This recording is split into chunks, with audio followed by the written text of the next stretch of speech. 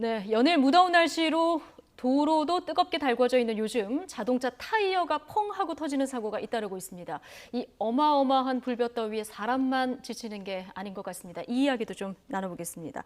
자, 팀장님, 어제 중곡동에서 시내버스 타이어가 이제 펑 하고 터지는 그런 사고가 났는데요. 이게 이 버스 안에 있었으면 정말 가슴 철렁한 그런 사고였습니다. 이제 다행히 또 시내 같은 경우는 그래도 조금이라도 사고가 조금 더 크지 않을 수가 있죠. 하지만 승객들이나 주변에 지나가는 차량이 이 펑크로 인해서 결국 차가 차체가 흔들린다라거나 하면 조향장치가 작동이 이제 마르지 않으면서 추돌 사고가 나거든요. 하기 때문에 사실은 타이어 펑크, 특히 여름에 지표면이 높은 상태에서 또 타이어를 제때 교체해주지 않으면은 저런 펑크 사고가 결국 큰 사고를 유발한다 이렇게 보는 것이죠. 지금 보시면 이제 연기가 나기 시작하고요.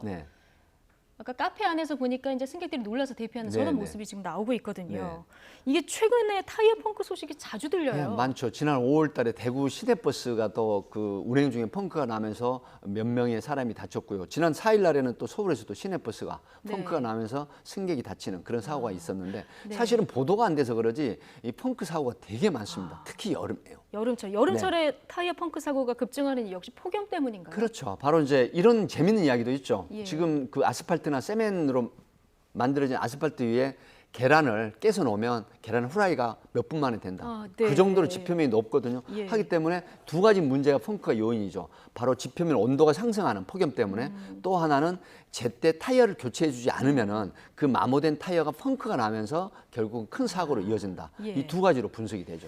지난 7월이 세계 기상 관측 역사상 가장 무더운 달로 기록됐다 이런 보도를 저희가 오늘 전해드렸었는데 타이어 펑크 보험사 긴급 그 출동 건수도 굉장히 오래 늘었더라고요. 지난달면 21만 7천여 건 전국에서. 그러니까 우리가 200건도 아니고 2,000건도 아니고 21만 7천여 건이라고 하면 이 타이어 마모 문제, 그다음에 제때 교체하지 않은 것뿐만이 아니라 가장 큰 요인이 바로 공기압 높여주는 거. 이것도 중요합니다. 공기압을 높여주는 거. 그러니까 예를 들어서 더울 때 지표면, 아스팔트하고 지표면이 많게 되면 아무래도 이 타이어가 오래된 경우는 빨리 펑크가 나는 경우가 있죠. 그래서 공기압을 10% 정도 높여줘야 되거든요. 근데 그런 걸 하지 않고 바캉스를 간다라든가 아니면 장기 운전이나 피서를 가게 되는데 보통 가족을 싣고 가는 경우에는 이런 사전 점검을 꼼꼼히 해줘야 되거든요. 그렇지 않기 때문에 이런 사고가 나면서 결국은 여러 가지 피해를 동반하는 것이죠. 팀장님, 그럼 이 타이어가 얼마나 마모됐는지 이걸 조금 쉽게 알 수 있는 그런 방법 좋은 방법이 있습니다. 지금 당장 뭐 시청자분들이 바로 해 보셔도 되는데 100원짜리 동전을 이 타이어 타이어 홈에다 이렇게 넣어 보시면 그 이순신 장군 모자가 만약에 쑥 들어가 버리면 아주 좋은 거죠.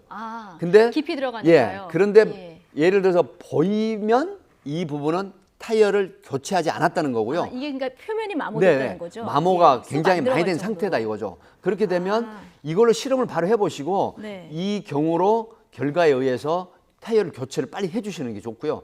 타이어 교체를 하지 않으시면 앞에서 말씀드린 이런 지표면 온도 상승, 그다음에 공기압, 그다음에 마모가 됨으로 해서 펑크가 된다. 그러면 결국 소중한 사람들이 다치거나 생명을 잃는 수도 있다는 것이죠. 저 100원짜리 동전 아주 그렇습니다. 쉽고 중요한 팁을 주셨는데요. 만약에 고속도로에서 이렇게 타이어가 터졌다, 이게 감지됐다. 그럼 이게 브레이크를 밟는 건 좀 위험할 것 같고요. 어떻게 대처를 해야 되나요? 몇 가지 팁을 드리면요. 가장 먼저 이 비상등 먼저 켜주십시오. 비상등 먼저 켜고. 가장 먼저 할 거는요. 비상등을 재빨리 켭니다. 그래야 다른 차가 와서 부딪히거나 제2의 피해가 나지 않거든요. 그다음에 악셀레이터를 급격히 떼버리면 안 됩니다. 서서히 떼고 그다음에 핸들을 반드시 꽉 잡고요. 핸들이 돌아가지 않도록 해주고요. 그런 다음에 보통 뒷바퀴에 펑크가 나는 경우는 차체가 흔들리고요. 앞바퀴 펑크 같은 경우에는 예를 들어서 이 제동 장치가 안 됩니다.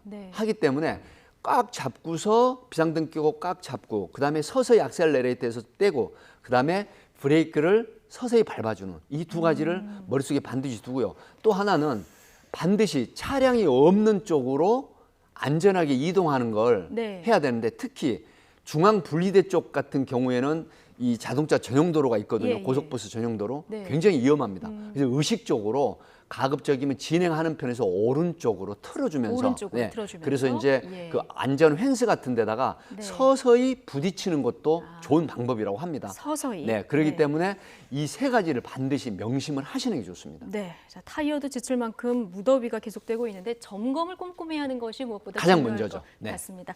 네, 자 오늘 말씀 고맙습니다. 백기종 전 수서경찰서 강력팀장이었습니다. 감사합니다.